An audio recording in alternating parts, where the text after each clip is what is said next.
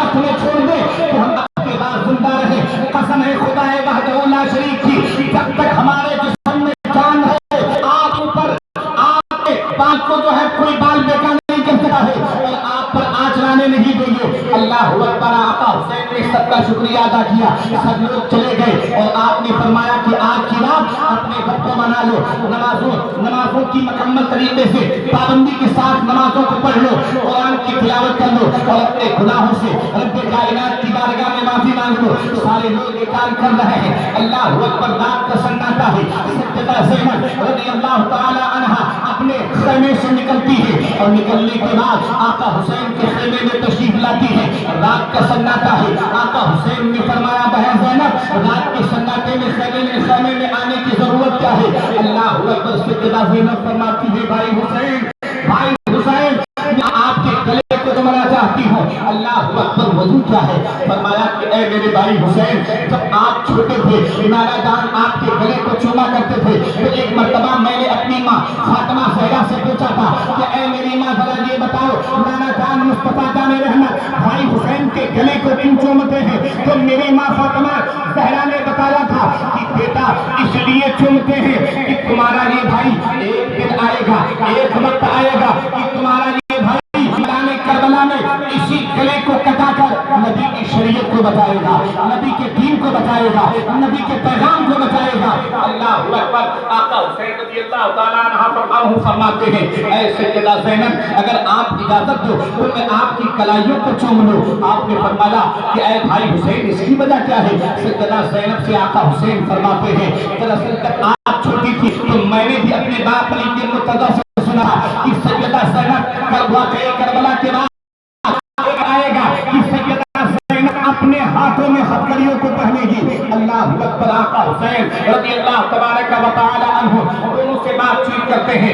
रात का मुकम्मल खात्मा हो जाता है, रात मुकम्मल हो जाती है, सुबह का सफेदा नमदार होने वाला है। हज़रत इमाम हुसैन ने फरमाया कि ऐ मेरे प्यारे बेटे अली अकबर जाओ मैदान कारदार का नक्शा दे करके आओ, मैदान कारदार के हालात क्या है? अल्लाह अकबर। इमाम अली अकबर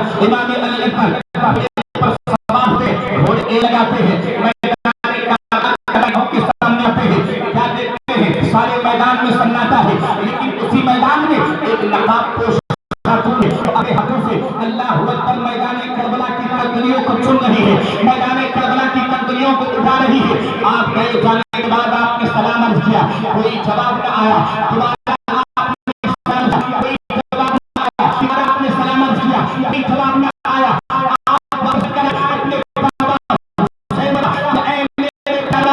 मैदान कला का नक्शा देख कर आ रहा हूँ, सारे हाथ दुरुस्त है लेकिन मैंने देखा है कि मैदान कारबार में एक खातून अपने हाथों से कंकरियों को उठा रही है लेकिन मैंने सलाम किया, कोई जवाब न आया। आका हुसैन फरमाते हैं ऐ मेरे बेटे तुम जानते हो वो खातून कौन है? आका हुसैन फरमाते हैं अली अकबर फरमाते हैं मैं उनको नहीं जानता। आका हुसैन फरमाते हैं वो खातून कोई और नहीं बल्कि मेरी माँ सैयदा ज़हरा है, खातून जन्नत, और इस नियत से मैदान करबला के उन जर्रात को उठा रही है कि मेरा बेटा शहीद हो आएगा, कहीं ऐसा हो कि मेरे बेटे हुसैन से मेरे को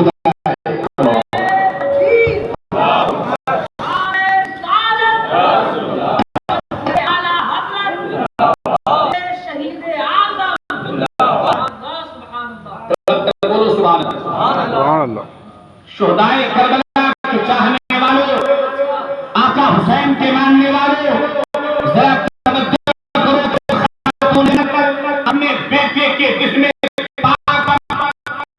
कंकरियों को चुभता देखकर बर्दाश्त न करें और ये बर्दाश्त करें कि वो हुसैन के जिस्म मुबारक पर चुभे, इसलिए तो उठा रही थी। अल्लाह अकबर। उस वक्त आलम क्या होगा?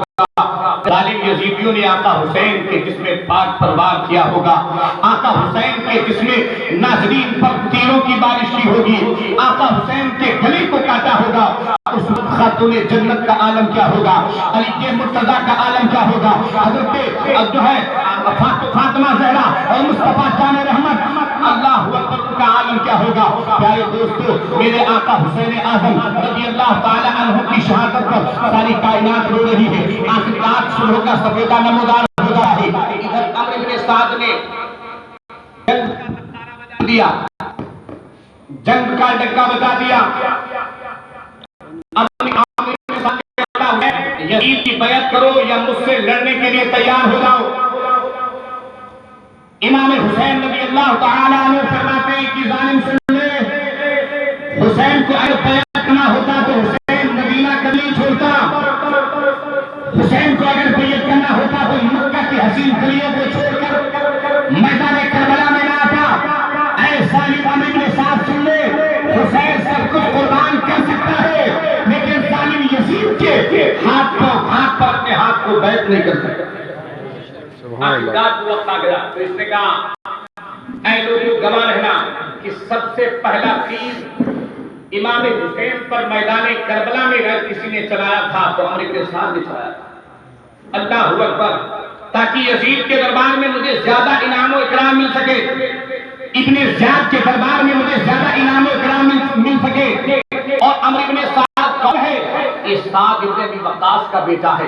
سعد ابن ابی وقاص رضی اللہ تعالیٰ عنہ یہ مقدس صحابی ہیں کہ جنگ احد کے موقع پر سرکار صلی اللہ تعالیٰ علیہ وسلم کی بارگاہ میں حضرت سعد ابن ابی وقاص کھڑے ہیں اور میرے آقا کی جانب سے کفار پر تیر چلا رہے ہیں، تیر مار رہے ہیں، میرے آقا ترکے سے اٹھا کر تیر دے رہے ہیں اور ارشاد فرما رہے ہیں سعد ابن ابی وقاص تم پر میرے ماں باپ قربان ہو، تیر کو چلاؤ، تیر کو چلاؤ۔ اللہ اکبر، یہ مقدس باپ، یہ مقدس باپ کا یہ بدبخت بیٹا ہے عمرو بن سعد جو میدان کربلا میں امام حسین پہ سب سے پہلے تیر چلا۔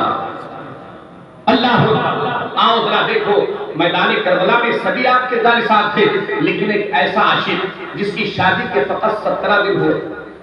کتنے دن؟ 17 دن۔ نئی نویلی دلہن گھر میں اپنی ماں کے پاس آئے، قدموں کو چومنے کے بعد عرض کیا کہ اے میری ماں، میں نے سنا ہے میدان کربلا میں امام حسین اترے ہیں اور ظالم یزیدی ان کو شہید کرنے کے در پہ۔ کہا سننے میں تو یہی آیا۔ کہا ماں، تو نے مجھے جو دودھ پلایا کس لیے پلایا ہے؟ کیا میں نبی کے دین کے لیے نہیں پلایا؟ کیا امام حسین رضی اللہ تعالیٰ عنہ کے قدموں پر قربان ہونے کے لیے نہیں پلایا؟ کہا بیٹا، میں نے اسی دن کے لیے تجھے دودھ پلایا تھا، اسی دن کے لیے میں نے تجھے بڑا کیا تھا۔ وہ ہے عبداللہ کلبی ان کا نام ہے۔